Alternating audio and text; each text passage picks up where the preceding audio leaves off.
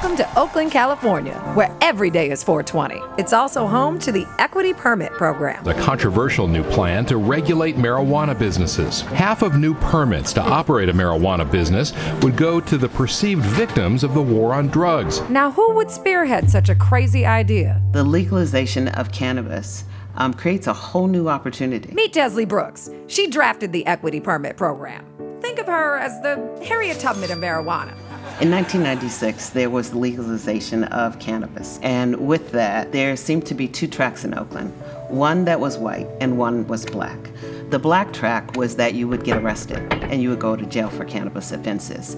The white track was that we knew you were doing those operations. Sometimes we even came in, the fire department, and did inspections, and we allowed you to operate. Well, it makes no sense that the arrest rates in '98 were so high in the African American community unless you understand the trajectory of the war on drugs. And that's why Rosa Sparks over here designed the Equity Program. You can qualify for equity if you were convicted of a cannabis offense after 1996. I qualify as an equity applicant because back in the year 2000, the Oakland Police Department came to my house. All of a sudden, I just turned around and I see some police officers jumping out their cars. I go inside to turn down my music. They kicked the door in. They hog-tied me, threw me in the back of the police car, and took me to Santa Rita County Jail. Okay, 3 things. 1, the police didn't confirm these stories, but come on. 2, I love those Africa earrings, girl.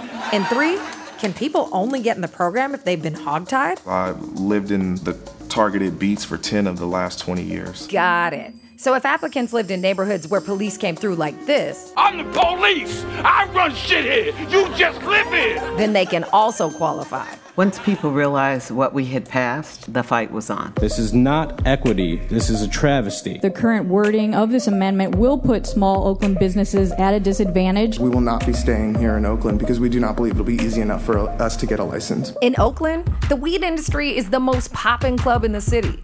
It's like Diddy's white party, but without all the black people. The Equity Permit Program is the bouncer that won't let anyone in until there are more black folks in the club. These people are mad because they have to wait longer in line. But at least they're not getting hogtied. It's funny how when you talk about equity, people who have always had privilege feel like all of a sudden they're being victimized. Oh well. I'm Chin Moore. The building that we are in is a $2 million purchase that we hope to create the largest cannabis dispensary in California. Yes, stack those chips, Chip. It's your time to shine. I do not qualify for the equity program for 2 reasons. Say what, Chip? I am not an Oakland resident. I have also not been arrested or convicted of a cannabis crime. Wait, so you're being penalized for having a clean record? That's confusing. It almost pushes us out of the game as collateral damage. I thought the program would help all black people. But look, Chip is excluded. And he's been through too much. For God's sakes, he's a black man named Chip. So you're saying that people who are well-heeled, African American, now understand that there is money to be made and want to come in and make money? That's not what this is about. I got you. Desley's not looking to help every black entrepreneur. She's lifting up the black folks out in these streets. Well, what's not known is that under the first equity ordinance, all of the equity program benefits were reserved for just 6 police beats in Oakland. They all happen to be in Desley Brooks and Larry Reed's districts. There are 57 police beats in Oakland.